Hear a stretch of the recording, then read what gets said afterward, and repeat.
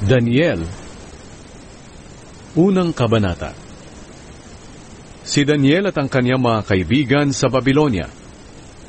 Nang 3 taon ng paghahari ni Jehoiakim sa Huda, sinalakay ni Haring Nebukadnezar ng Babylonia at ng kanyang mga kawal ang Jerusalem. Binihag niya si Haring Jehoiakim ayon sa kalooban ng Panginoon. Kinuha niya ang ilang mga kagamitan sa templo ng Diyos at dinala sa Babylonia. Inilagay niya ang mga ito sa taguan ng kayamanan doon sa templo ng kaniyang Diyos. Nagutos si Haring Nebukadnezar kay Aspenaz na pinuno ng mga tauhan niya na pumili sa mga bihag na Israelita ng ilang kabataang mula sa angkan ng mga hari at angkan ng mararangal na pamilya. Kinakailangan na ang mga ito ay gwapo, malusog, matalino, mabilis kumilos at madaling turuan para maging karapat-dapat maglingkod sa hari. Inutusan din niya si Aspenaz na turuan sila ng wika at mga panitikan ng mga taga-Babylonia. Iniutos din ng hari na mula sa kanyang sariling pagkain at inumin ang ibibigay sa kanila araw-araw. At pagkatapos ng 3 taong pagsasanay, maglilingkod na sila sa kanya. Kabilang sa mga napili ay sina Daniel, Hanania, Mishael at Azaria na pawang mula sa lahi ni Huda. Pinalitan ni Aspenaz ang kanilang mga pangalan. Si Daniel ay pinangalan ng Belteshazzar, si Hanania ay Shadrach, si Mishael ay Meshach, at si Azaria ay Abednego. Pero ipinasya ni Daniel na hindi siya kakain ng pagkain ng hari o iinom ng kanyang inumin para hindi siya marumihan. Kaya nakiusap siya kay Aspenaz na huwag siyang bigyan ng pagkain at inuming iyon. Niloob naman ng Diyos na siya'y kalugdan ni Aspenaz. Pero sinabi ni Aspenaz kay Daniel, "Natatakot ako sa hari. Siya ang pumili kung ano ang kakainin at iinumin ninyo, at kung makita niyang hindi kayo malusog gaya ng ibang mga kabataan, baka ipapatay niya ako." Dahil dito, sinabi ni Daniel sa itinalaga ni Aspenaz na mangangalaga sa kanila, "Subukan niyo kaming pakainin lang ng gulay at painumin ng tubig sa loob ng 10 araw. Pagkatapos, ihambing ninyo kami sa mga kabataang kumakain ng pagkain ng hari, at tingnan ninyo kung ano ang magiging resulta. At bahala na kayo kung ano ang gagawin ninyo sa amin." Pumayag naman ito at sinubukan nga sila sa loob ng 10 araw. Pagkatapos ng 10 araw, nakita ng tagapagbantay na mas malusog sila kaysa sa mga kabataang kumakain ng pagkain ng hari.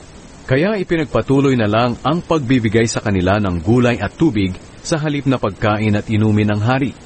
Binigyan ng Diyos ang 4 na kabataang ito ng karunungan at pangunawa, pati na ang kaalaman sa iba't ibang literatura.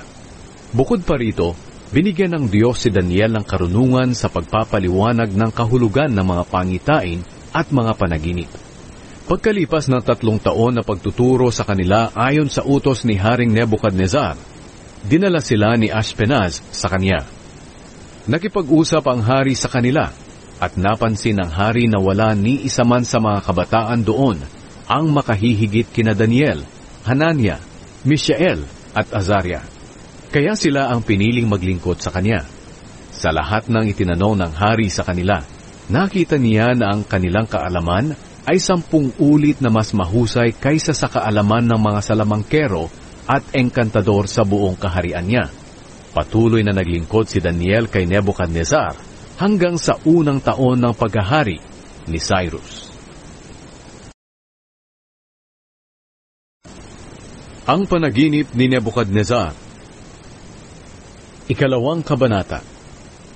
Noong 2 taon ng paghahari ni Nebukadnezar, nagkaroon siya ng mga panaginip na bumabagabag sa kanya, kaya hindi siya makatulog. Ipinatawag niya ang kanyang mga salamangkero, engkantador, mangkukulam at mga astrologo para ipaliwanag nila ang kanyang mga panaginip. Sinabi niya sa kanila, "Nanaginip ako at binabagabag ako nito. Kaya ipinatawag ko kayo dahil gusto kong malaman kung ano ang kahulugan ng panaginip na iyon." Sumagot ang mga astrologo sa hari sa wikang Aramiko, "Mahal na hari, sabihin niyo po sa amin na inyong mga lingkod ang inyong panaginip at ipapaliwanag namin sa inyo ang kahulugan nito." Sinabi ng hari sa kanila, "Ito ang aking napagpasyahan. Kung hindi ninyo mahulaan ang aking panaginip at ang kahulugan nito, pagpuputol-putulin ko ang katawan ninyo at ipapawasak ang inyong mga bahay. Kung mahuhulaan ninyo ang aking panaginip at maipaliwanag ang kahulugan nito, gagantimpalaan ko kayo at bibigyan pa ng malaking karangalan. Sige, hulaan na ninyo at ipaliwanag ang kahulugan nito. Muli silang sumagot sa hari, Mahal na hari, sabihin niyo po sa amin ang inyong panaginip at ipapaliwanag namin sa inyo ang kahulugan nito. Sinabi ng hari, Alam kong pinahahaba lang ninyo ang oras dahil alam ninyong gagawin ko ang sinabi ko sa inyo, na kung hindi ninyo mahulaan at maipaliwanag ang aking panaginip, paparusahan ko kayo katulad ng sinabi ko. Nagkasundo kayong magsinungaling sa akin, sa pag-aakalang magbabago pa ang aking isip sa paglipas ng oras. Hulaan na ninyo kung ano ang aking panaginip, para maniwala ako na marunong talaga kayong magpaliwanag ng kahulugan nito. Sumagot sila sa hari, Walang tao sa buong mundo ang makagagawa ng iniuutos ninyo. At wala ring hari gaano man ang kanyang kapangyarihan na mag-uutos ng ganyan sa kanyang mga engkantador, mangkukulam, o mga astrologo. Napakahirap ng inyong hinihingi, mahal na hari. Ang mga Diyos lang ang makakagawa niyan, pero hindi sila naninirahan kasama ng mga tao. Dahil sa sagot nilang ito, galit na galit ang hari, at nag-utos siyang patayin ang lahat ng marurunong na mga tao sa Babylonia. Nang inilabas na ang utos ng hari na patayin ang mga marurunong, hinanap si Daniel at ang kanyang mga kasama para patayin din. Kaya nakipag-usap si Daniel kay Ariok, na kapitan ng mga tagapagbantay ng hari, na siyang inutusan na patayin ang mga marurunong sa Babylonia. Maingat na nagtanong si Daniel sa kanya kung ano ang dahilan ng napakabigat na utos ng hari. Kaya sinabi sa kanya ni Ariok ang nangyari. Pagkatapos pumunta si Daniel sa hari, at hiniling niya na bigyan siya ng panahong maipaliwanag ang kahulugan ng panaginip nito. Pumayag naman ang hari, kaya umuwi si Daniel at ibinalita sa kanyang mga kasamahang sina Anania, Mishael at Azaria ang tungkol sa nangyari. Hiniling niya sa mga ito na manalangin para kaawaan sila ng Diyos sa langit at para malaman nila ang kahulugan ng panaginip ng hari, upang hindi sila patayin kasama ng iba pang marurunong na tao sa Babylonia. Nang gabing iyon, ipinahayag ng Diyos kay Daniel ang panaginip ng hari at ang kahulugan nito sa pamamagitan ng pangitain. At pinuri ni Daniel ang Diyos sa langit. Sinabi niya, Purihin ang Diyos magpakailanman. Siya ay matalino at makapangyarihan. Siya ang nagbabago ng panahon. Siya ang nagpapasya kung sino ang maghahari at siya rin ang nag-aalis sa kanila sa trono. Siya ang nagbibigay ng karunungan sa marurunong. Ipinapaliwanag niya ang mahihiwagang bagay na mahirap intindihin. Nasa kanya ang liwanag at nalalaman niya ang anumang nasa kadiliman. O Diyos ng aking mga ninuno, pinupuri ko kayo at pinapasalamatan. Kayo ang nagbigay sa akin ng karunungan at kakayahan, at ibinigay niyo sa amin ang aming kahilingan sa inyo na ipahayag sa amin ang panaginip ng hari. Ipinaliwanag ni Daniel ang panaginip ng hari. Pagkatapos, bumalik si Daniel kay Ariok, na inutusan ng hari para patayin ang mga marurunong na tao sa Babylonia.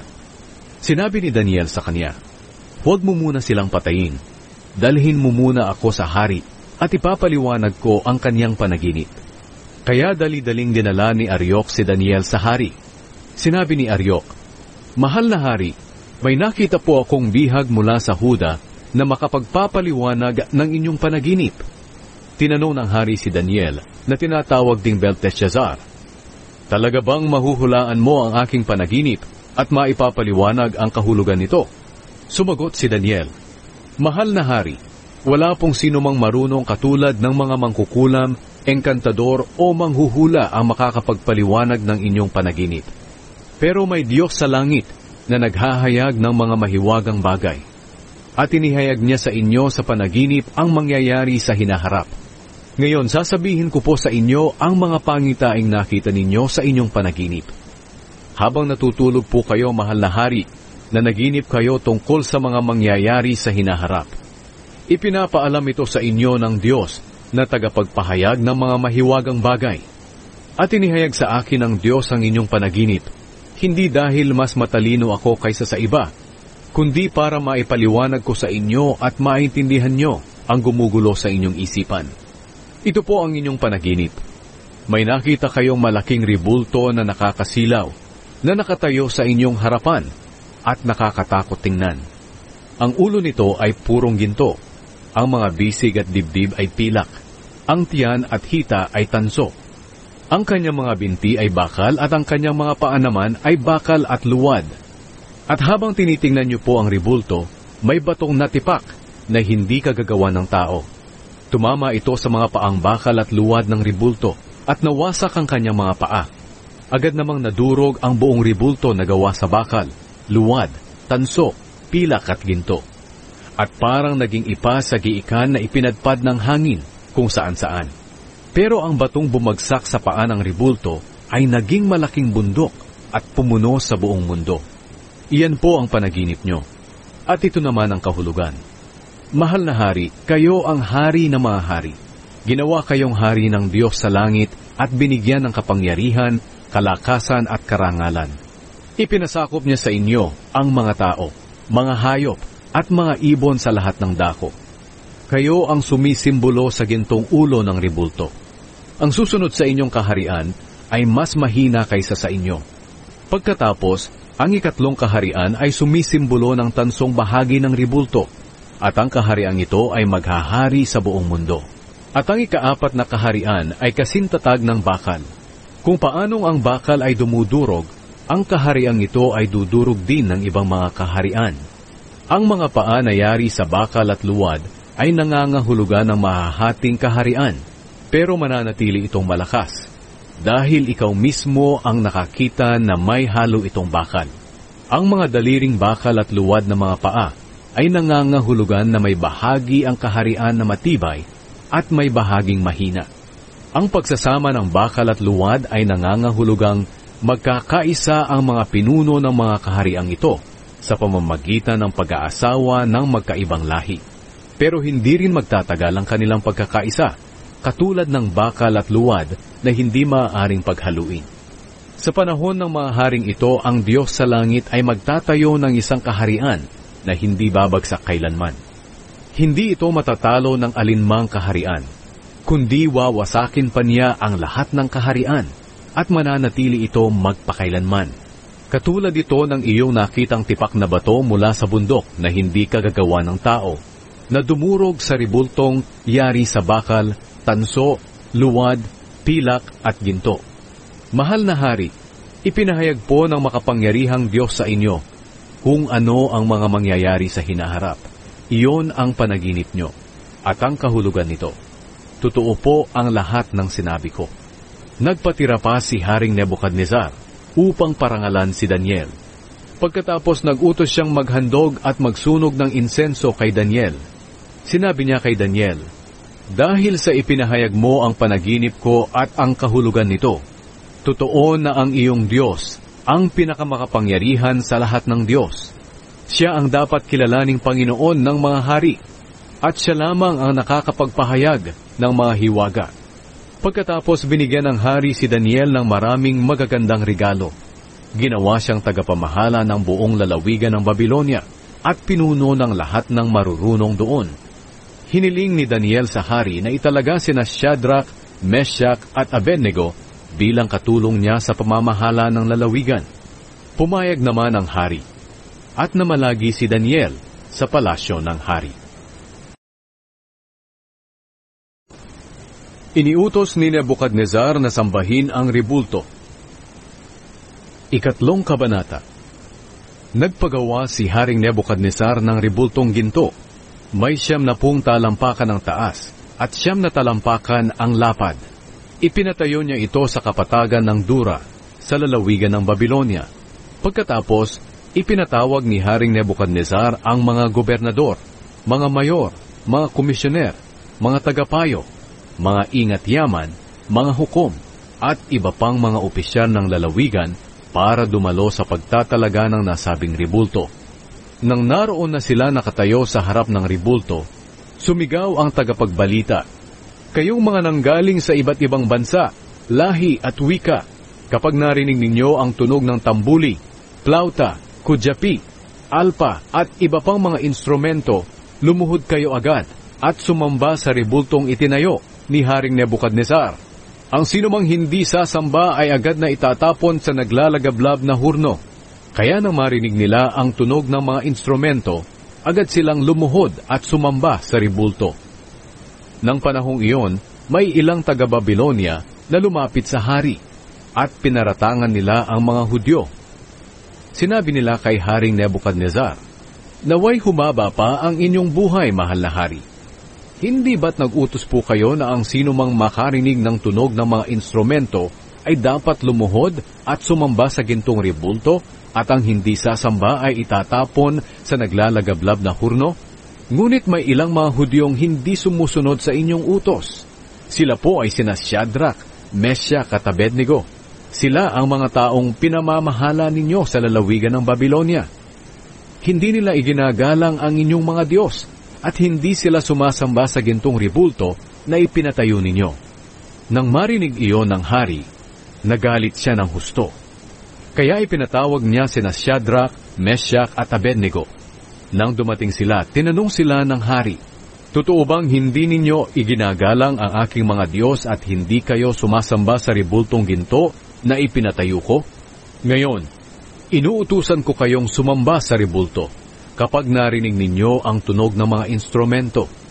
Dahil kung hindi, ipapatapon ko kayo sa naglalagablab na hurno. Tingnan natin kung may Diyos na makakapagligtas sa inyo." Sumagot silang tatlo, "Mahal na hari, wala po kaming masasabi tungkol diyan.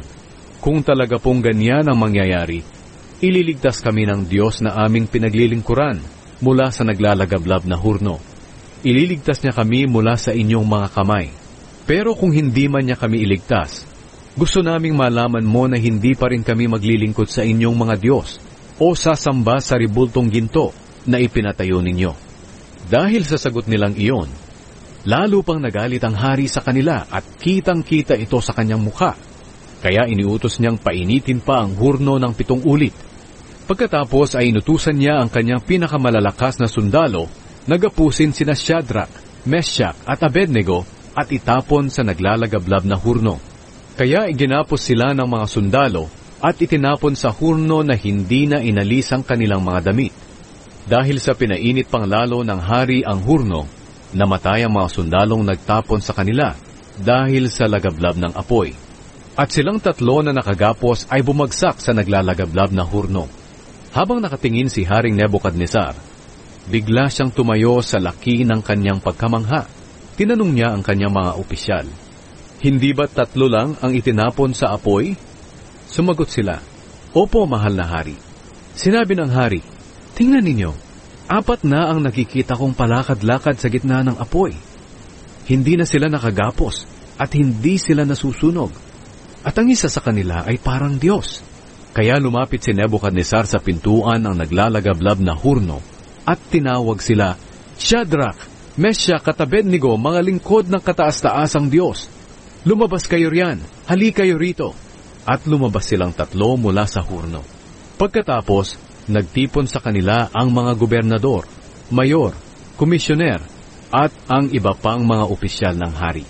At nakita nilang hindi man lang sila napinsala ng apoy, ni hindi nag-amoy usok ang kanilang buhok o damit. Dahil dito, sinabi ng hari, "Purihin ang Diyos ni Shadrach, Meshach at Abednego. Nagsugos siya ng kanyang anghel para iligtas ang kanyang mga lingkod na nagtitiwala sa kanya. Hindi nila sinunod ang aking utos. Minabuti pa nilang mapatapon sa apoy kaysa sumamba sa alinmang Diyos maliban sa kanilang Diyos. Kaya iniuutos ko na ang sinumang tao sa alinmang bansa, lahi o wika na magsasalita ng masama laban sa Diyos ni Shadrach, Meshach at Abednego ay pagpuputol-putulin ng katawan at wawasakin ang kanilang mga bahay, sapagkat walang Diyos na makapagliligtas katulad ng kanilang Diyos." At binigyan ng hari sina Shadrach, Meshach at Abednego ng mas mataas pang tungkulin sa lalawigan ng Babilonia. Ang pangalawang panaginip ni Nebukadnezar. Ika-4 na kabanata. Gumawa si Haring Nebukadnezar ng isang mensahe para sa lahat ng tao sa iba't ibang bansa, lahi at wika sa buong mundo. Ito ang nakasulat: "Sumainyo nawa ang mabuting kalagayan. Nais kong ipaalam sa inyo ang mga himala at kababalaghang ginawa sa akin ng kataas-taasang Diyos. Kamangha-mangha at makapangyarihan ang mga himalang ipinakita ng Diyos. Ang paghahari niya ay walang hanggan. Ang aking kalagayan dito sa palasyo ay mabuti, at namumuhay ako sa kasaganaan. Pero nagkaroon ako ng nakakatakot na panaginip at pangitain na bumabagabag sa akin. Kaya iniutos ko na dalhin sa akin ang lahat ng marurunong sa Babylonia para ipaliwanag sa akin ang kahulugan ng aking panaginip. Nang dumating ang mga salamangkero, manghuhula at mga astrologo, sinabi ko sa kanila ang panaginip ko, pero hindi nila maipaliwanag ang kahulugan nito. Nang bandang huli, lumapit sa akin si Daniel. Pinangalanan siyang Belteshazzar na pangalan din ng aking Diyos. Nasa kanya ang espiritu ng banal na mga Diyos. Isinalaysay ko sa kanya ang aking panaginip. Sinabi ko, Belteshazzar, pinuno ng mga salamangkero, alam kong nasa iyo ang espiritu ng mga Diyos at nauunawaan mo agad ang kahulugan ng mga hiwaga. Sabihin mo sa akin ang kahulugan ng mga pangitaing nakita ko sa aking panaginip. Ito ang mga pangitaing nakita ko habang natutulog ako. Nakita ko ang isang napakataas na punong kahoy sa gitna ng mundo. Lumaki at tumaas ito hanggang sa langit, kaya kitang-kita ito kahit saang bahagi ng mundo. Mayabong ang kanyang mga dahon, at marami ang kanyang bunga na maaaring kainin ng lahat. Ang mga hayop ay sumisilong dito at ang mga ibon ay namumugad sa kanyang mga sanga, at dito kumukuha ng pagkain ang lahat ng nilalang. Nakita ko rin sa panaginip ang isang anghel na bumaba mula sa langit. Sumigaw siya, "Putulin ninyo ang punong kahoy na iyan at ang mga sanga nito. Alisin ang mga dahon nito at itapon ang mga bunga. Bugawin ninyo ang mga hayop na sumisilong at ang mga ibon na namumugad sa mga sanga nito. Pero hayaan ninyo ang tuod sa gitna ng kaparangan para maging talian ng bakal at tanso. Ang taong sinisimbolo ng punong iyon ay laging mababasa ng hamog at kakain ng damo kasama ng mga hayop. Sa loob ng 7 taon ay mawawala siya sa katinuan at magiging isip hayop. Ito ang hatol na sinabi ng anghel para malaman ng lahat na ang kataas-taasang Diyos ang siyang may kapangyarihan sa kaharian ng mga tao. At maaari niyang ipasakop ang mga ito kahit kanino niya gustuhin, kahit nasa pinakaabang tao. Ito ang panaginip ko, Belteshazzar. Sabihin mo sa akin ang kahulugan nito, dahil wala ni isa man sa mga marunong sa aking kaharian ang makapagpaliwanag sa akin ng kahulugan nito. Pero maipapaliwanag mo ito, sapagkat nasa iyo ang espiritu ng mga Diyos." Ipinaliwanag ni Daniel ang kahulugan ng panaginip. Nabagabag at natakot si Daniel na tinatawag ding Belteshazzar nang marinig niya ito. Kaya sinabi sa kanya ng hari, "Belteshazzar, huwag kang mabagabag sa panaginip ko at sa kahulugan nito." Sumagot si Belteshazzar, "Mahal na hari, sana ang inyong panaginip at ang kahulugan nito ay sa inyong mga kaaway mangyari at hindi sa inyo. Ang napanaginipan ninyong punong kahoy na lumaki at tumaas hanggang langit na kitang-kita sa buong mundo na may mayayabong na dahon at maraming bunga na maaaring kainin ng lahat. Sinisilungan ng mga hayop at pinamumugaran ng mga ibon ang mga sanga, ay walang iba kundi kayo, mahal na hari. Sapagkat kayo po ay naging makapangyarihan. Ang kapangyarihan nyo ay abot hanggang langit, at ang inyong nasasakupan ay umabot sa iba't ibang dako ng mundo." Sinabi pa ni Daniel, "Nakita nyo rin, mahal na hari, ang isang anghel na bumaba mula sa langit na sumisigaw, 'Putulin ninyo ang punong kahoy pero hayaan ninyo ang tuod nito sa lupa na natatalian ng bakal at tanso. Hayaang mabasa ng hamog at kakain kasama ng mga hayop sa gubat sa loob ng 7 taon. Mahal na hari, ito po ang ibig sabihin ng pangitaing niloob ng kataas-taasan na Diyos na mangyari sa inyo. Itataboy kayo at ilalayo sa mga tao, at maninirahan kayong kasama ng mga hayop sa gubat. Kakain kayo ng damo tulad ng baka, at palagi kayong mababasa ng hamog. Pagkatapos ng 7 taon, kikilalanin niyo ang kataas-taasang Diyos na siyang may kapangyarihan sa mga kaharian ng mga tao at maaari niyang ipasakop ang mga ito kahit kanino niya gustuhin. Tungkol naman po sa sinabi ng anghel na hayaan lang ang tuod, ang ibig sabihin noon ay ibabalik sa inyo ang kaharian niyo kung kikilalanin niyo na ang Diyos ang siyang naghahari sa lahat. Kaya mahal na hari, pakinggan niyo po ang payo ko. Tigilan niyo na po ang inyong kasamaan. Gumawa kayo ng matuwid at maging maawain sa mga dukha. Kung gagawin niyo po ito, baka sakaling manatili kayong maunlad. Ang lahat ng ito'y nangyari sa buhay ni Haring Nebuchadnezzar. Pagkalipas ng 1 taon mula nang ipaliwanag ni Daniel ang kahulugan ng kanyang panaginip, ganito ang nangyari. Habang namamasyal si Haring Nebuchadnezzar sa bubong ng kanyang palasyo sa Babylonia, sinabi niya, "Talagang makapangyarihan ang Babylonia, ang itinayo kong maharlikang bayan, sa pamamagitan ng aking kapangyarihan at para sa aking karangalan." Hindi pa siya halos natatapos sa pagsasalita. May tinig mula sa langit na nagsabi, "Haring Nebuchadnezzar, makinig ka. Binabawi ko na sa iyo ang iyong kapangyarihan bilang hari. Itataboy ka mula sa mga tao at maninirahan kang kasama ng mga hayop sa gubat. Kakain ka ng damo na parang baka. Pagkatapos ng 7 taon ay kikilalanin mo ang kataas-taasang Diyos na siyang may kapangyarihan sa mga kaharian ng mga tao at maaari niyang ipasakop ang mga ito kahit kanino niya gustuhin." Nangyari nga agad kay Nebuchadnezzar ang sinabi ng tinig. Itinaboy siya mula sa mga tao at kumain ng damo na parang baka. Palaging basa ng hamog ang kanyang katawan at humaba ang kanyang buhok na parang balahibo ng agila at ang kanyang kuko ay parang kuko ng ibon. Pagkatapos ng 7 taon, ako si Nebuchadnezzar ay lumapit sa Diyos at nanumbalik ang matinukong pag-iisip. Kaya pinuri ko at pinarangalan ang kataas-taasang Diyos na buhay magpakailanman. Sinabi ko, ang paghahari niya ay walang katapusan. Baliwala ang mga tao sa mundo kung ikukumpara sa Kanya.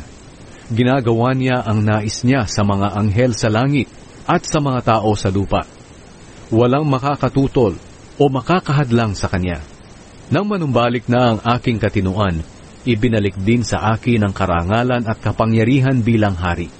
Muli akong tinanggap ng aking mga opisyal at mga tagapayo, at ako'y naging mas makapangyarihan kaysa dati. Kaya ngayon pinupuri ko't pinararangalan ng hari ng langit, dahil matuwid at tama ang lahat niyang ginagawa, at ibinabagsak niya ang mga mapagmataas. Ang piging ni Belshazzar. 5 kabanata. Noong si Belshazzar ang hari ng Babylonia, naghanda siya ng malaking piging para sa kanyang 1,000 marangal na mga bisita. Habang nagiinuman sila, ipinakuha ni Belshazzar ang mga tasang ginto at pilak na kinuha ng ama niyang si Nebuchadnezzar sa templo ng Diyos sa Jerusalem. Ipinakuha niya ang mga ito para gamitin nila ng kanyang mga marangal na mga bisita, ng kanyang mga asawa, at ng iba pa niyang mga asawang alipin. Nang madala na sa kanya ang mga tasa, ginamit nila ito para inuman. At habang sila'y nagiinuman, pinupuri nila ang kanilang mga Diyos na gawa sa ginto, pilak, tanso, bakal, kahoy at bato. Walang ano-ano'y may nakitang kamay ang hari na sumusulat sa pader ng palasyo malapit sa ilawan. Dahil dito nanginig at namutla ang hari sa tindi ng takot. Kaya sumigaw siya na ipatawag ang marurunong sa Babylonia, ang mga salamangkero, mga astrologo at mga manghuhula. Nang dumating sila, sinabi niya sa kanila, "Ang sino mang makabasa ng nakasulat na iyan at makapagpaliwanag ng kahulugan, ay bibihisan ko ng maharlikang damit at pasusuotan ko ng gintong kwintas, at siya'y magiging pangatlong pinakamataas na pinuno sa aking kaharian." Lumapit ang mga marurunong upang basahin ang nakasulat sa pader. Pero hindi nila kayang basahin o maipaliwanag sa hari ang kahulugan nito. Kaya lalong natakot at namutla si Haring Belshazzar. Litong-lito naman ang isip ng kanyang marangal na mga bisita. Nang marinig ng reyna ang kanilang pagkakagulo, lumapit siya sa kanila at sinabi, Mabuhay ang mahal na hari. Huwag kang matakot o mag-alala dahil may isang tao sa iyong kaharian na nasa kanya ang espiritu ng banal na mga Diyos. Noong panahon ng iyong amang si Haring Nebuchadnezzar, ang taong ito ay nagpamalas ng kanyang karunungan tulad sa karunungan ng mga Diyos. Ginawa siya ng iyong ama na pinuno ng mga salamangkero, engkantador, manghuhula at mga astrologo. Siya ay si Daniel na pinangalanan ng hari na Belteshazzar. May pambihira siyang kakayahan at karunungan. Marunong siyang magbigay kahulugan sa mga panaginip, magpaliwanag ng mga bugtong, at lumutas ng mahihirap na mga problema. Kaya ipatawag mo siya at ipapaliwanag niya ang kahulugan ng nakasulat na iyon sa pader. Kaya ipinatawag si Daniel, at nang siya'y dumating, sinabi sa kanya ng hari, "Ikaw pala si Daniel na isa sa mga bihag na Hudyo na dinala rito ng aking ama mula sa Huda. Nabalitaan kong ang espiritu ng mga Diyos ay nasa iyo, at mayroon kang pambihirang kakayahan at karunungan. Ipinatawag ko na ang marurunong, pati na ang mga engkantador, para ipabasa at ipaliwanag ang kahulugan ng nakasulat na iyon sa pader, pero hindi nila ito nagawa. Nabalitaan kong marunong kang magpaliwanag ng kahulugan ng mga pangyayari at kaya mo ring lutasin ang mabibigat na mga problema. Kung mababasa mo at maipapaliwanag ang kahulugan ng nakasulat na iyan, pabibihisan kita ng maharlikang damit at pasusuotan ng gintong kwintas. At gagawin kitang pangatlong pinakamataas na pinuno sa aking kaharian." Sumagot si Daniel, "Mahal na hari, huwag na po ninyo akong bigyan ng regalo. Ibigay nyo na lamang sa iba. Pero babasahin ko pa rin para sa inyo ang nakasulat sa pader, at ipapaliwanag ko ang kahulugan nito. Mahal na hari, ang inyong amang si Nebuchadnezzar ay ginawang hari ng kataas-taasang Diyos. Naging makapangyarihan siya at pinarangalan. Dahil sa kapangyarihang ibinigay ng Diyos sa kanya, ang mga tao sa iba't ibang bansa, lahi at wika ay natakot sa kanya. Nagagawa niyang patayin ang sinumang gusto niyang patayin, at nagagawa rin niyang huwag patayin ang gusto niyang huwag patayin. Itinataas niya sa tungkulin ang gusto niyang itaas, at ibinababa niya sa tungkulin ang gusto niyang ibaba. Pero siya ay naging mayabang at nagmataas, kaya pinaalis siya sa kanyang tungkulin bilang hari, at itinaboy mula sa mga tao. Naging isip hayop siya. Tumira siya kasama ng mga asnong gubat, at kumain ng damo na parang baka. Palaging basa ng hamog ang kanyang katawan. Ganoon ang kanyang kalagayan hanggang kilalanin niya na ang kataas-taasang Diyos ang siyang may kapangyarihan sa mga kaharian ng mga tao, at maaari niyang ipasakop ang mga ito kahit kanino niya gustuhin. At ikaw, Haring Belshazzar, na anak niya, kahit na alam mo ang lahat ng ito, hindi ka pa rin nagpakumbaba. Sa halip, itinuring mong mas mataas ka kaysa sa Panginoon. Ipinakuha mo ang mga tasang mula sa templo ng Diyos, at ginamit ninyong inuman ng iyong marangal na mga bisita, mga asawa, at iba pang mga asawang alipin. Maliban diyan, sumamba ka pa sa mga Diyos-Diyos ang gawa sa pilak, ginto, tanso, bakal, kahoy at bato. Ito'y mga Diyos na hindi nakakakita, hindi nakakarinig, at hindi nakakaunawa. Ngunit hindi mo man lang pinuri ang Diyos na siyang may hawak ng iyong buhay at nakakaalam ng iyong landas na dadaanan. Kaya ipinadala niya ang kamay na iyon para isulat ang mga katagang ito. Mene, Mene, Tekel, Parsin. Ang ibig sabihin nito, ang Mene ay nangangahulugan na bilang na ng Diyos ang natitirang araw ng paghahari mo, dahil wawakasan na niya ito. Ang Tekel ay nangangahulugan na tinimbang ka ng Diyos, at napatunayang ikaw ay nagkulang. Ang Parsin ay nangangahulugan na ang kaharian mo'y mahahati at ibibigay sa Media at Persya. Pagkatapos magsalita ni Daniel, iniutos ni Haring Belshazzar na bihisan si Daniel ng maharlikang damit at suotan ng gintong kwintas. At ipinahayag ng hari na siya ay magiging pangatlong pinakamataas na pinuno sa kaharian ng Babylonia. Nang gabi ring iyon, pinatay si Belshazzar na hari ng mga taga-Babylonia, at si Darius na taga-Media ang pumalit sa kanya, na noon ay 62 taong gulang na. Inihulog si Daniel sa kulungan ng mga leon. Ika-6 na kabanata. Pumili si Haring Darius ng 120 gobernador para mamahala sa kanyang buong kaharian. Ang mga gobernador na ito ay nasa ilalim ng pamamahala ng 3 administrador, at isa sa kanila ay si Daniel.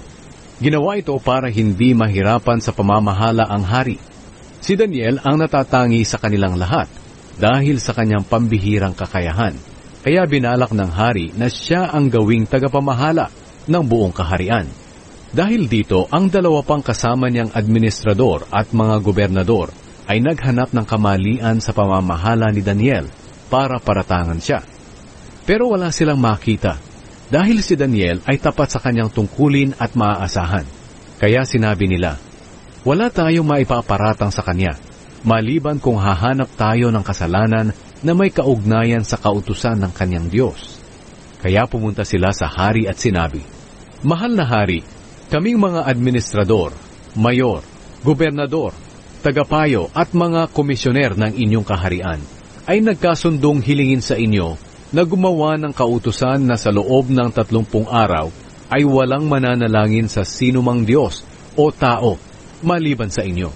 At dapat itong sundin dahil ang sinumang susuway sa utos na ito ay itatapon sa kulungan ng mga leon. Kaya mahal na hari, magpalabas na po kayo ng ganoong kautusan. Ipasulat niyo po at lagdaan para hindi na mabago o mapawalang bisa ayon sa kautusan ng ating kahariang Media at Persya.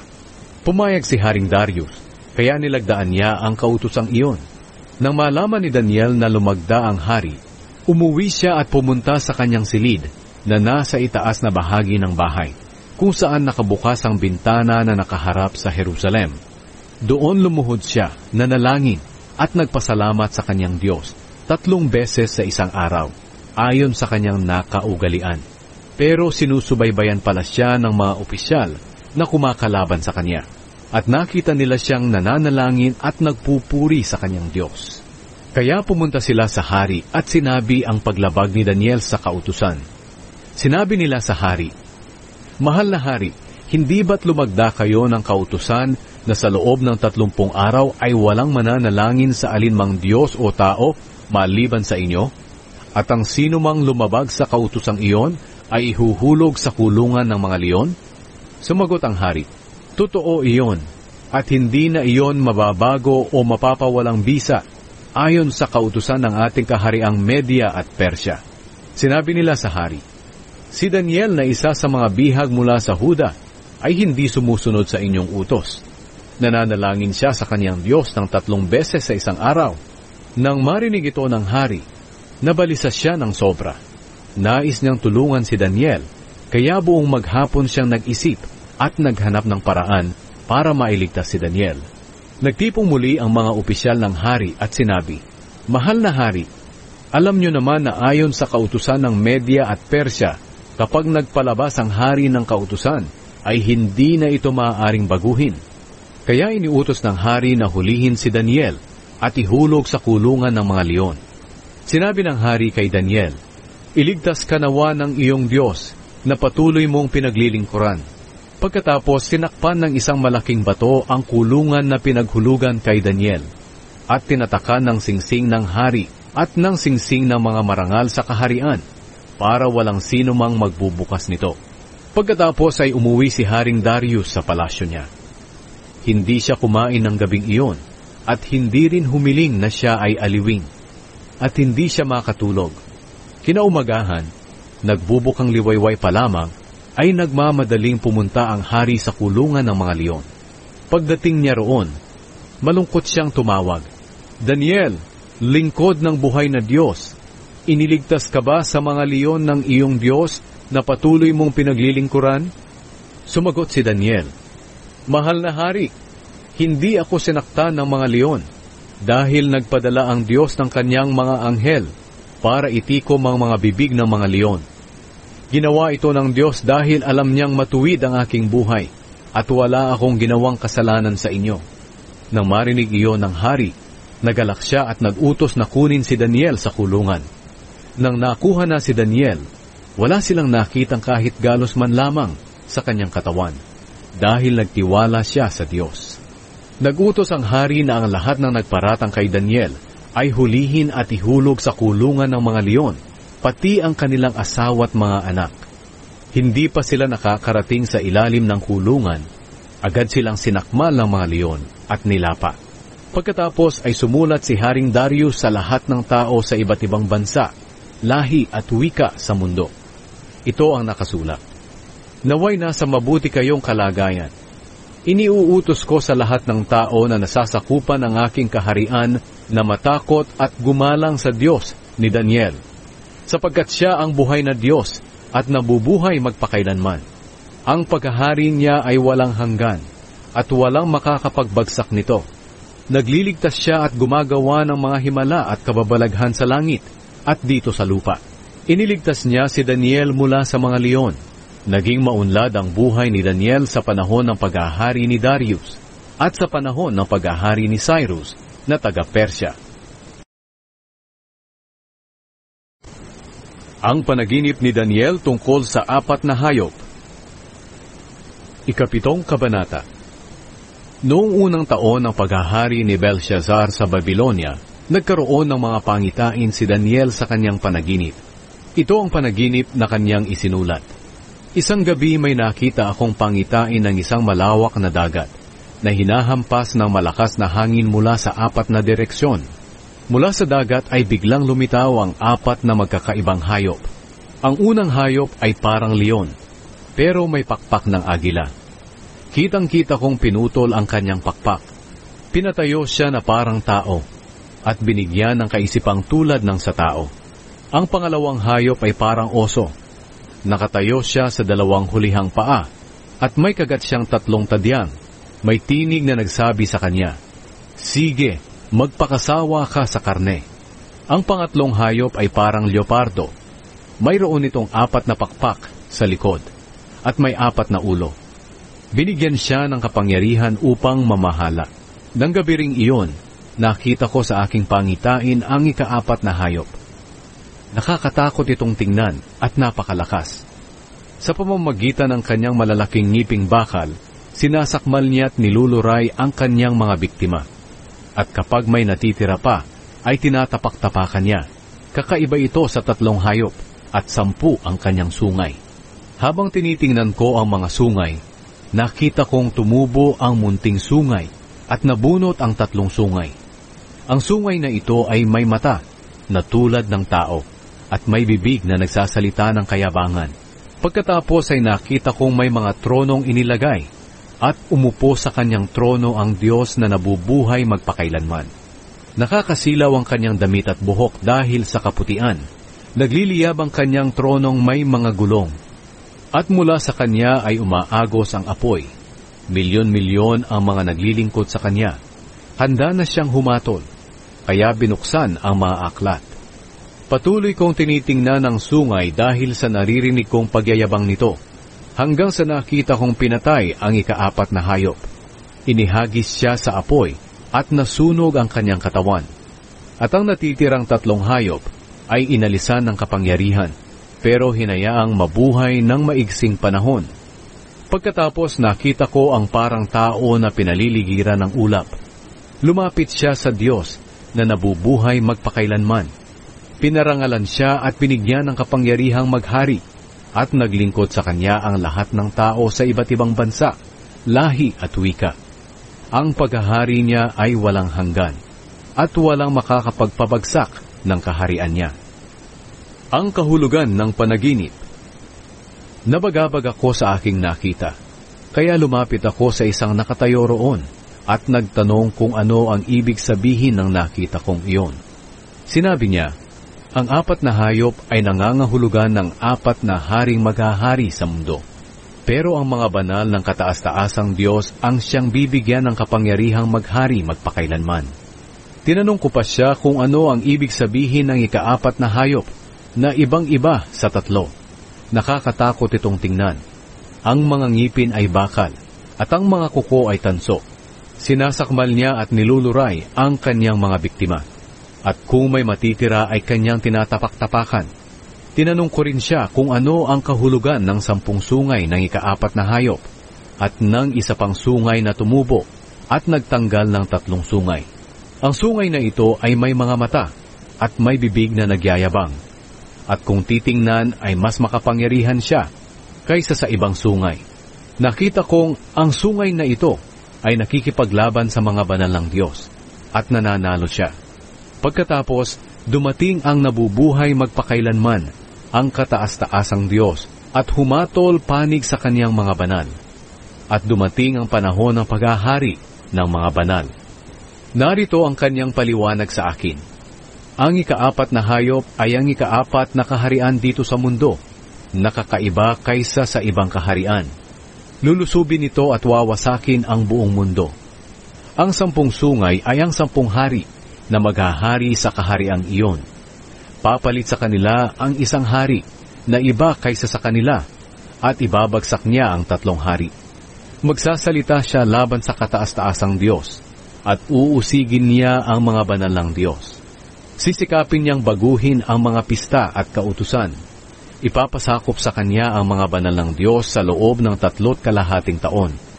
Pero hahatulan siya, kukunin ang kanyang kapangyarihan at lilipulin ng lubos. At pagkatapos ay ibibigay sa banal na mga mamamayan ng kataas-taasang Diyos ang pamamahala at kapangyarihan sa mga kaharian ng buong mundo. Kaya maghahari sila magpakailanman, at ang lahat ng kaharian ay magpapasakop sa kanila. Iyon ang panaginip ko. Nabagabag ako at namutla sa takot. Pero hindi ko ito sinabi kahit kanino. Ang pangitain ni Daniel tungkol sa tupa at kambing. 8 kabanata. Nang 3 taon ang paghahari ni Belshazzar, muli akong nagkaroon ng pangitain. Sa pangitain ko, nakita kong nakatayo ako sa pampang ng ilog ng Ulay, sa napapadirang lunsod ng Susa, sa lalawigan ng Elam. May nakita akong barahong tupa na nakatayo sa tabi ng ilog. Mayroon itong 2 mahahabang sungay, pero mas mahaba ang isang sungay nito kaysa sa isa, kahit nahuli itong tumubo. Nakita kong nanunuwag ito, kahit saan mang lugar. Walang ibang hayop na makapigil sa kanya, at wala ring makatakas sa kanya. Nagagawa niya ang gusto niyang gawin, kaya naging makapangyarihan siya. Habang ito'y tinitingnan ko, biglang dumating ang isang kambing mula sa kanluran. Umikot ito sa buong mundo na hindi sumasayad ang paa sa lupa sa sobrang bilis. Mayroon siyang kakaibang sungay sa gitna ng kanyang mga mata. Sinugod niya ng buong lakas ang tupang may 2 sungay na nakita kong nakatayo sa pampang ng ilog.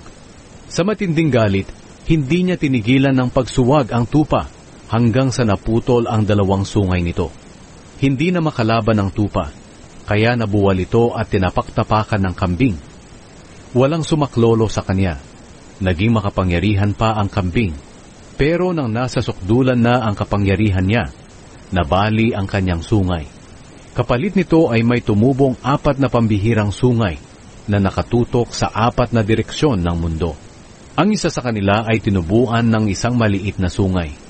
Naging makapangyarihan itong sungay sa timog at sa silangan hanggang sa magandang lupain ng Israel. Lalo pa siyang naging makapangyarihan hanggang sa kalangitan, at pinabagsak niya sa lupa ang ilang mga nilalang sa langit at mga bituin, at tinapaktapakan niya ang mga iyon. Itinuring niya ang kanyang sarili na higit na makapangyarihan kaysa sa pinuno ng mga nilalang sa langit. Pinatigil niya ang araw-araw na paghahandog sa templo ng Diyos, at nilapastangan niya ang templo. Sa ginawa niyang iyon, ipinasakop sa kanya ang mga nilalang sa langit at ang araw-araw na paghahandog. Binaliwala niya ang katotohanan at nagtagumpay siya sa kanyang mga ginawa. Narinig kong nag-uusap ang 2 anghel. Ang isang anghel ay nagtatanong sa isa, hanggang kailan kaya tatagal ang mga pangyayaring ito na nasa pangitain? Ang pagpapatigil sa araw-araw na paghahandog, ang paglapastangan sa templo na magiging dahilan para pabayaan ito, at ang pagyurak sa mga nilalang sa langit. Sumagot ang isa, ito'y mangyayari sa loob ng 2,300 umaga at hapon, at pagkatapos ay lilinisin ang templo. Ipinaliwanag ni Gabriel ang kahulugan ng pangitain. Habang nakatingin ako sa pangitaing iyon at nag-iisip kung ano ang kahulugan noon, biglang tumayo sa harap ko ang parang tao. Pagkatapos may narinig akong tinig ng tao mula sa ilog ng ulay na nagsabi, "Gabriel, ipaliwanag mo sa kanya ang kahulugan ng pangitain." Nang lumapit si Gabriel sa akin, nagpatira pa ako sa takot. Sinabi niya sa akin, "Anak ng tao, dapat mong maintindihan na ang iyong pangitain ay tungkol sa katapusan ng panahon." Habang nakikipag-usap siya sa akin, nawalan ako ng malay at napadapa sa lupa. Pero hinawakan niya ako at ibinangon. Sinabi niya, "Sasabihin ko sa iyo kung ano ang mangyayari sa hinaharap kapag ibinuhos na ng Diyos ang kanyang galit, dahil naitakda na ang katapusan ng panahon. Ang tupang may dalawang sungay ay ang kaharian ng Media at Persya. Ang kambing naman ay ang kaharian ng Gresya, at ang malaking sungay sa gitna ng kanyang mga mata ay ang unang hari. Ang apat na sungay na tumubo pagkatapos maputol ang unang sungay ay ang apat na kaharian ng Gresya na magkahati-hati ito. Pero ang kanilang mga hari ay hindi magiging makapangyarihan na tulad noong una. Sa mga huling araw ng kanilang paghahari, sa panahong sukdulan na ang kanilang kasamaan, maghahari ang isang malupit at tusong hari. Siya'y magiging makapangyarihan, pero hindi tulad ng haring nauna sa kanya. Magtataka ang mga tao sa gagawin niyang panlilipol, at magtatagumpay siya sa anumang gagawin niya. Lilipulin niya ang mga makapangyarihang tao at ang mga hinirang na mga mamamayan ng Diyos. Dahil sa kanyang kakayahan, magtatagumpay siya sa kanyang pandaraya. Ipagmamalakin niya ang kanyang sarili, at maraming tao ang kanyang papatayin ng walang anumang babala. Lalabanan niya pati ang pinuno ng mga pinuno. Pero lilipulin siya hindi sa kapangyarihan ng tao, kundi sa kapangyarihan ng Diyos. Ang pangitaing nakita mo tungkol sa pagpapatigil ng pang-umaga at panghapon na paghahandog ay totoo. Pero huwag mo munang ihayag ito, dahil matatagalan pa bago ito maganap. Pagkatapos noon, akong si Daniel ay nanghina at nagkasakit ng ilang araw. Nang gumaling ako, bumalik ako sa trabaho na ibinigay sa akin ng hari. Pero patuloy ko pa rin iniisip ang pangitaing iyon na hindi ko lubos na maunawaan. Nanalangin si Daniel para sa mga Israelita. Ikasyam na kabanata. Si Darius na taga-Media na anak ni Ahasuerus, ang hari noon sa buong Babylonia. Noong unang taon ng paghahari niya, nalaman ko sa mga kasulatan na mananatiling giba ang Jerusalem sa loob ng 70 taon, ayon sa sinabi ng Panginoon kay Propeta Jeremias. Dahil dito lumapit ako sa Panginoong Diyos at nanalangin. Nag-ayuno ako, nagdamit ng sako, at naglagay ng abo sa ulo. Nanalangin ako sa Panginoon na aking Diyos at humingi ng tawad para sa aming mga kasalanan. Panginoon, kayo ay makapangyarihan at kahangahangang Diyos. Tapat po kayo sa pagtupad ng inyong pangako na mamahalin niyo ang mga nagmamahal sa inyo at sumusunod sa inyong mga utos. Nagkasala kami sa inyo. Gumawa kami ng kasamaan at sumuway sa inyong mga utos at tuntunin. Hindi kami nakinig sa inyong mga lingkod na propeta na inutusan niyong makipag-usap sa aming hari, mga pinuno, matatanda, at sa lahat ng taga-Israel. Panginoon, matuwid po kayo, pero kami ay kahiya-hiya pa rin hanggang ngayon. Gayon din ang lahat ng mga mamamayan ng Huda at Jerusalem, at ang lahat ng Israelita na pinangalat nyo sa malalapit at malalayong lugar, dahil sa kanilang pagsuway sa inyo. Panginoon, kami ay talagang kahiya-hiya, pati ang aming hari, mga pinuno, at matatanda, dahil kami ay nagkasala sa inyo. Pero maawain pa rin kayo, Panginoon naming Diyos, at mapagpatawad, kahit na sumuway kami sa inyo. Hindi kami sumunod sa inyo dahil hindi namin sinunod ang mga utos na ibinigay ninyo sa amin sa pamamagitan ng inyong mga lingkod na propeta. Ang lahat ng Israelita ay sumuway sa inyong kautusan. Ayaw nilang sundin ang mga sinabi ninyo. At dahil sa aming pagkakasala, dumating sa amin ang sumpa na nakasulat sa kautusan ni Moises na inyong lingkod. Tinupad po ninyo ang inyong sinabi laban sa amin, at sa aming mga pinuno na kami ay inyong parurusahan ng matindi. Kaya ang nangyari sa Jerusalem ay walang katulad sa buong mundo. Dumating sa amin ang parusang ito ayon sa nasusulat sa kautusan ni Moises. Pero sa kabila nito, hindi namin sinikap na malugod kayo sa amin sa pamamagitan ng pagtalikod sa aming mga kasalanan at ang pagkilala sa inyong katotohanan. Kaya handa kayong parusahan kami, at ginawa nyo nga dahil palagi kayong tama sa inyong mga ginagawa. Pero hindi pa rin kami sumunod sa inyo.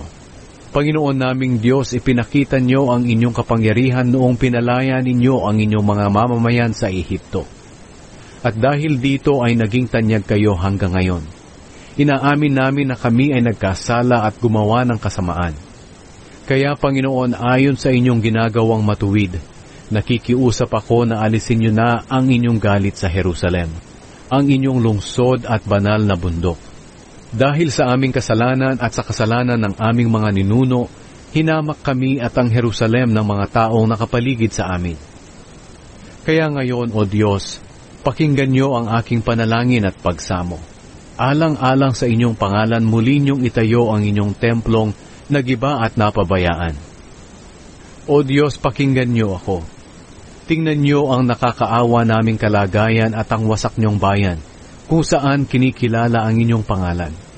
Hindi kami dumadalangin sa dahilang kami ay matuwid, kundi dahil sa alam naming kayo ay mahabagin. Panginoon, dinggin niyo po kami at patawarin. Tulungan niyo po kami agad, alang-alang sa inyong pangalan, dahil kayo ay kinikilalang Diyos sa inyong bayan at ng inyong mga mamamayan. Ipinaliwanag ni Gabriel ang kahulugan ng pangitain. Patuloy akong nananalangin at sinasabi ang aking kasalanan at ang kasalanan ng aking mga kababayang Israelita. Nagmakaawa ako sa Panginoon kong Diyos, alang-alang sa kanyang banal na bundok. At habang nananalangin ako, mabilis na lumipad papunta sa akin si Gabriel, na nakita ko noon sa aking pangitain. Oras iyon ng panghapong paghahandog. Pinaunawa niya sa akin at sinabi, Daniel, naparito ako para ipaliwanag sa iyo ang tungkol sa pangitain. Sa simula pa lamang ng iyong panalangin ay may ipinahayag na ang Diyos, kung kaya't ako'y pumarito para sabihin sa iyo, dahil mahal ka ng Diyos. Kaya makinig ka, at unawain ang sasabihin ko sa iyo. 470 taon ang itinakda ng Diyos sa banal na lungsod, at sa mga kababayan mo para tigilan nila ang pagrerebelde sa Diyos, para mapatawad ang kanilang kasalanan, para mapairal ng Diyos ang walang hanggang katuwiran, para matupad ang pangitain at propesiya, at para maihandog na muli ang templo sa Diyos. Dapat mong malaman at maintindihan na mula sa panahong iniutos na muling itayo ang Jerusalem, hanggang sa pagdating ng pinunong hinirang ng Diyos, ay lilipas muna ang 49 na taon. At sa loob ng 434 na taon, ay muling itatayo ang Jerusalem na may mga plaza at tanggulan. Magiging magulo sa panahong iyon. Pagkatapos ng 434 na taon, papatayin ang pinunong hinirang ng Diyos at walang tutulong sa kanya. Darating ang isang hari at sisirain ng mga tauhan niya ang bayan at ang templo. At ayon sa itinakda ng Diyos, ang pagwasak at digmaan ay magpapatuloy hanggang sa katapusan. Ang katapusan ay darating na parang baha. Ang haring iyon ay gagawa ng matibay na kasunduan sa napakaraming tao sa loob ng 7 taon. Pero pagkatapos ng 3 taon at kalahati, patitigilin niya ang mga paghahandog at ilalagay niya ang kasuklam-suklam na bagay na magiging dahilan ng pagpapabaya sa templo. Mananatili ito roon hanggang sa dumating ang katapusan ng hari na itinakda ng Diyos. Ang pangitain ni Daniel sa pampang ng ilog ng Tigris. 10 kabanata. Nang 3 taon ang paghahari ni Cyrus sa Persya, may pinahayag na mensahe kay Daniel na tinatawag ding Belteshazzar. Totoo ang pahayag at tungkol ito sa malaking digmaan. Naunawaan ni Daniel ang pahayag dahil ipinaliwanag ito sa kanya sa pamamagitan ng isang pangitain. Ganito ang nangyari ayon kay Daniel. Nang panahong iyon, 3 linggo akong nagdalamhati. Hindi ako kumain ng masarap na pagkain, ni tumikim ng karne o uminom ng alak, at hindi rin ako nagpabango ng katawan sa loob ng 3 linggo. Noong 24 na araw ng unang buwan, nakatayo ako sa tabi ng malawak na ilog ng Tigris. May nakita ako doon na parang tao na nakadamit ng telang linen, at may tali sa baywang na puro ginto. Ang katawan niya ay kumikinang na parang mamahaling bato. Ang kanyang mukha ay kumikislap na parang kidlat, at ang kanyang mga mata ay nagliliyab na parang sulo. Ang kanyang mga kamay at mga paa ay kumikinang na parang makinis na tanso, at ang kanyang tinig ay parang ingay ng napakaraming tao. Ako lang talaga ang nakakita ng pangitaing iyon. Hindi iyon nakita ng aking mga kasama, pero nagsipagtago sila dahil sa takot. Kaya naiwan ako nag-iisa at ako lang ang nakakita ng kamanghamanghang pangitaing iyon. Namutla ako at nawala ng lakas. Narinig kong nagsasalita ang taong iyon.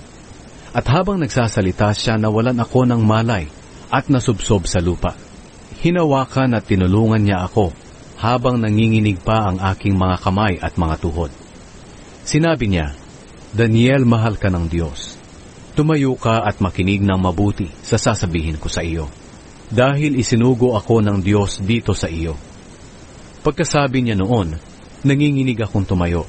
Sinabi niya sa akin, "Daniel, huwag kang matakot, sapagkat sa unang araw pa lamang ng iyong pagpapakumbaba sa Diyos at sa hangad mong maunawaan ang pangitain, sinagot na ang iyong dalangin. Kaya pumarito ako para dalhin ang kasagutan sa iyong dalangin." Pero hindi ako nakarating agad dito, dahil sa loob ng 21 araw ay hinadlangan ako ng pinuno ng kaharian ng Persya. Mabuti na lang at tinulungan ako ni Mikael na pinuno ng mga anghel, dahil ako lang ang nakikipaglaban sa pinuno ng Persya. Narito ako ngayon para ipaliwanag sa iyo kung ano ang mangyayari sa iyong mga kababayang Israelita sa hinaharap, dahil ang iyong pangitain ay tungkol sa mga mangyayari sa hinaharap. Habang nagsasalita siya sa akin, napayuko na lang ako at hindi nakapagsalita. Hinipo ako sa bibig nitong parang tao, at nakapagsalita akong muli. Sinabi ko sa kanya na nakatayo sa aking harapan, "Ginoo, nabagabag po ako at nawala ng lakas dahil sa pangitaing nakita ko. Paano ako makikipag-usap sa inyo? Gayong wala na akong lakas at halos hindi na ako makahinga." Kaya muli niya akong hinipo at bumalik ang aking lakas. Sinabi niya sa akin, "Ikaw na mahal ng Diyos, huwag kang matakot o mag-alala. Magpalakas ka at magpakatatag ka." Nang masabi niya ito sa akin, muli akong lumakas. Sinabi ko sa kanya, "Ituloy niyo po ang pagsasalita, dahil pinalakas niyo na ako." Sumagot siya, "Kinakailangang bumalik ako sa pakikipaglaban sa pinuno ng Persya. Pagkatapos darating naman ang pinuno ng Gresya. Pero alam mo ba kung bakit ako pumarito sa iyo? Naparito ako para ipaliwanag sa iyo ang nakasulat sa aklat ng katotohanan. Sa aking pakikipaglaban, walang ibang tumulong sa akin kundi si Mikael lamang, ang pinuno ng Israel." 11 kabanata. Noong unang taon ng paghahari ni Darius na taga-Media, ako ang tumulong at nagtanggol kay Mikael. Ang mga hari ng Hilaga at Timog. Sasabihin ko sa iyo ngayon ang katotohanan. 3 pang hari ang maghahari sa Persya. Ang ika-4 na hari na susunod sa kanila ay mas mayaman pa kaysa sa mga nauna. Sa pamamagitan ng kanyang kayamanan, magiging makapangyarihan siya, at susulsulan niya ang ibang kaharian na makipaglaban sa Gresya. Pagkatapos, isa pang makapangyarihang hari ang darating. Maraming bansa ang kanyang sasakupin at gagawin niya ang gusto niyang gawin. Kapag siya'y naging makapangyarihan na, mawawasak ang kanyang kaharian at mahahati sa 4 na bahagi ng daigdig. Pero hindi ang kanyang mga angkan ang maghahari dito. Ang mga haring papalit sa kanya ay hindi makakapamahala, tulad ng kanyang pamamahala. Kukunin ang kanyang kaharian at ibibigay sa iba. Ang hari ng Timog ay magiging makapangyarihan, pero isa sa kanyang mga general ay magiging mas makapangyarihan kaysa sa kanya. At sa bandang huli, ang general na ito ay maghahari rin at magiging makapangyarihan ng kaharian niya. Pagkalipas ng ilang taon, magsasanib ang dalawang kahariang ito, dahil ipapaasawa ng hari ng timog ang anak niyang babae sa hari ng hilaga. Pero hindi magtatagal ang kapangyarihan ng babae pati ang kapangyarihan ng hari ng hilaga. Sapagkat sa panahong iyon, papatayin ng babae at ang kanyang asawa at anak, pati ang mga naglilingkod sa kanya. Sa bandang huli maghahari sa timog ang kapatid ng babae. Siya ang papalit sa kanyang ama. Lulusubin niya ang mga sundalo ng hari ng hilaga at papasukin ang napapadirang lungsod nito, at magtatagumpay siya sa labanan.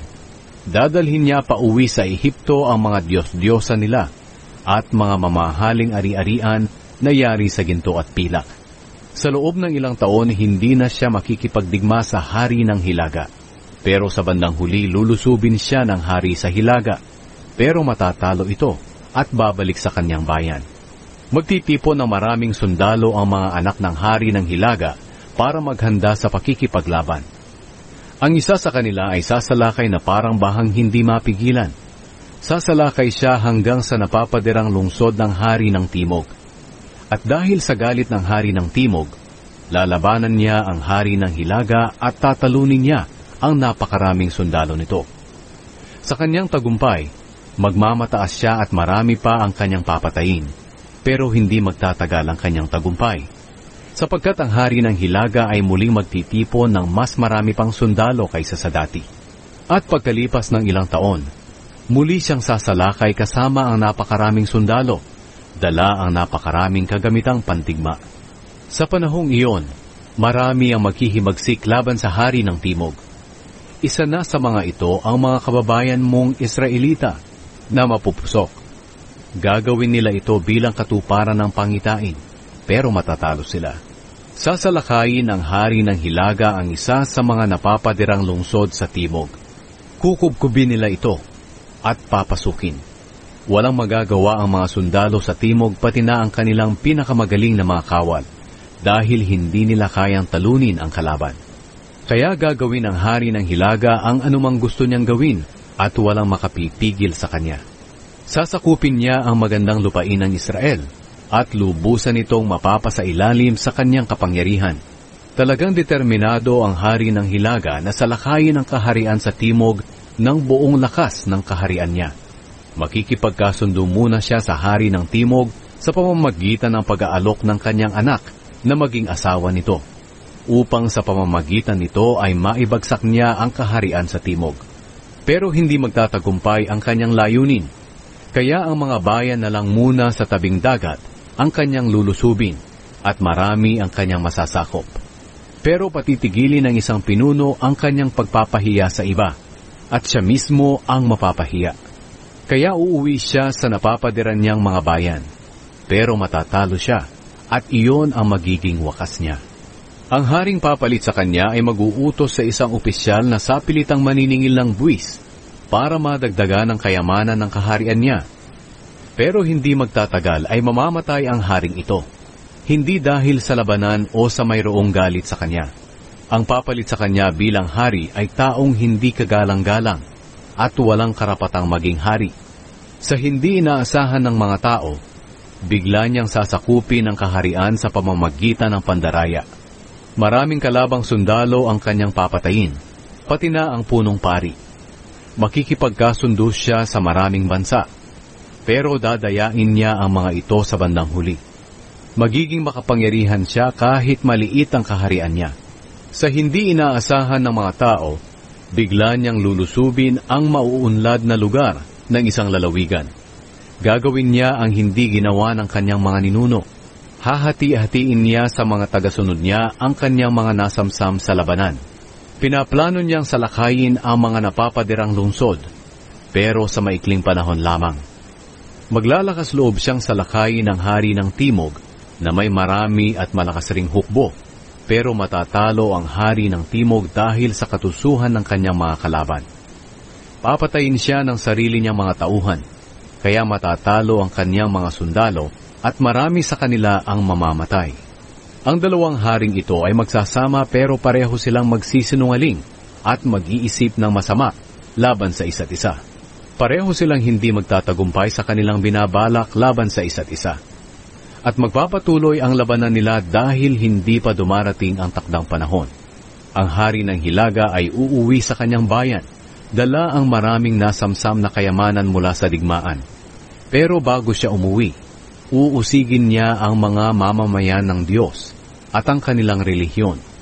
At pagkatapos ay saka siya uuwi sa sarili niyang bayan. Sa takdang panahon ay muli niyang lulusubin ang kaharian sa timog. Pero ang mangyayari ay hindi na katulad ng nangyari noon, sapagkat lulusubin siya ng hukbong pandagat mula sa kanluran.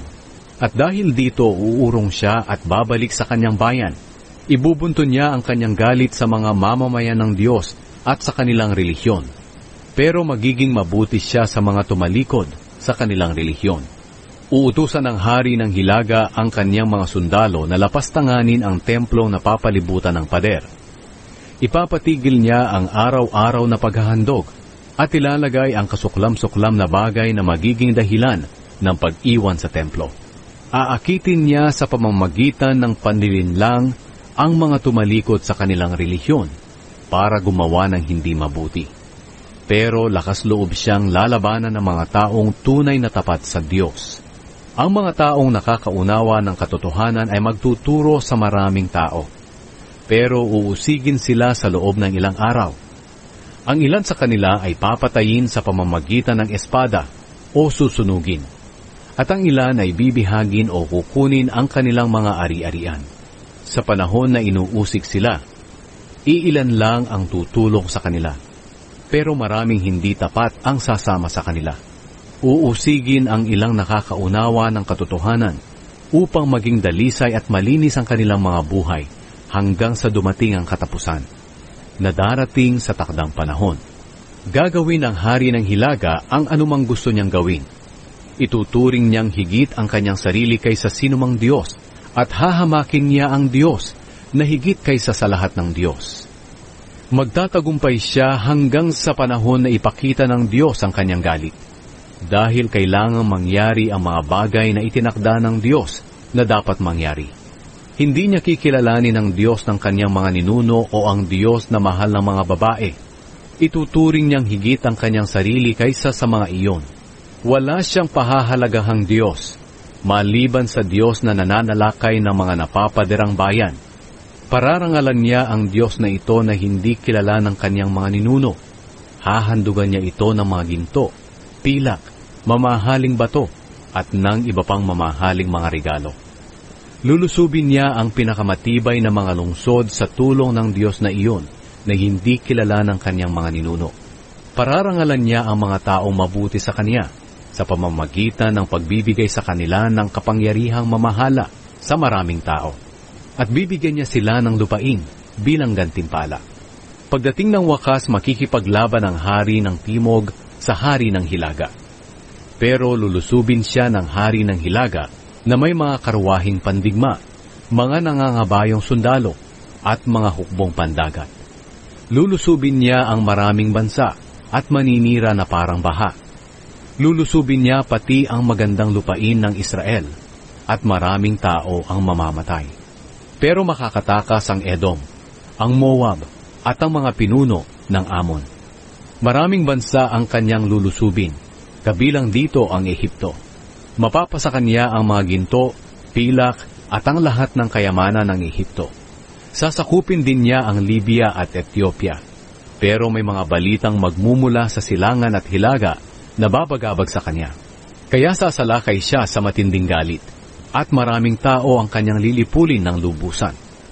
Magtatayo siya ng maharlikang tolda sa pagitan ng dagat at ng banal na bundok. Pero mamamatay siya nang wala man lang tutulong sa kanya. Ang pahayag ng anghel tungkol sa huling panahon. 12 kabanata. Sa panahong iyon, darating si Mikael, ang makapangyarihang pinuno na nagtatanggol sa iyong mga kababayan. Magiging mahirap ang kalagayan sa mga panahong iyon, at ang matinding kahirapang ito ay hindi pa nangyayari mula nang naging bansa ang Israel. Pero ililigtas sa paghihirap ang iyong mga kababayan na ang mga pangalan ay nakasulat sa aklat. bubuhayin ang marami sa mga namatay na. Ang iba sa kanila ay tatanggap ng buhay na walang hanggan. Pero ang iba ay isusumpa at ilalagay sa kahihiyang walang hanggan. Ang mga taong nakakaunawa ng katotohanan at nagtuturo sa mga tao na mamuhay na matuwid ay magniningning na parang bituin sa langit magpakailanman. Pero Daniel, isara mo muna ang aklat na ito at huwag mo munang sabihin sa mga tao ang mensahe nito hanggang sa dumating ang katapusan. Habang hindi pa ito ipinapahayag, marami ang magsisikap na unawain ang mga nangyayari. Pagkatapos niyang sabihin iyon, may nakita pa akong 2 taong nakatayo sa magkabilang pampang ng ilog. Nagtanong ang isa sa kanila sa taong nakadamit ng telang linen na nakatayo sa mataas na bahagi ng ilog. Gaano kaya katagal bago matapos ang mga nakakamanghang pangyayaring iyon? Itinaas ng taong nakadamit ng telang linen ang kanyang 2 kamay. At narinig kong sumumpa siya sa Diyos na buhay magpakailanman. Sinabi niya, matatapos ito sa loob ng 3 taon at kalahati, kapag natapos na ang paghihirap ng mga mamamayan ng Diyos. Hindi ko naintindihan ang kanyang sagot, kaya tinanong ko siya, ano po ba ang kalalabasan ng mga pangyayaring iyon? Sumagot siya, sige na Daniel, hayaan mo na iyon. Dahil ang sagot sa tanong mo'y mananatiling lihim at hindi maaaring sabihin hanggang sa dumating ang katapusan. Marami sa mga nakakaunawa ng katotohanan ang lilinisin ng kanilang buhay at mauunawaan nila ang mga sinasabi ko. Pero ang masasama ay patuloy na gagawa ng masama at hindi makakaunawa ng mga sinasabi ko. Lilipas ang 1,270 araw mula sa panahon ng pagpapatigil ng araw-araw na paghahandog at paglalagay ng kasuklam-suklam na bagay na magiging dahilan ng pag-iwan sa templo hanggang sa dumating ang katapusan. Mapalad ang naghihintay at nananatili hanggang sa matapos ang 1,335 araw. At ikaw, Daniel, ipagpatuloy mo ang iyong gawain. Mamamatay ka pero bubuhayin kang muli sa mga huling araw upang tanggapin ang iyong gantimpala na inihanda para sa iyo.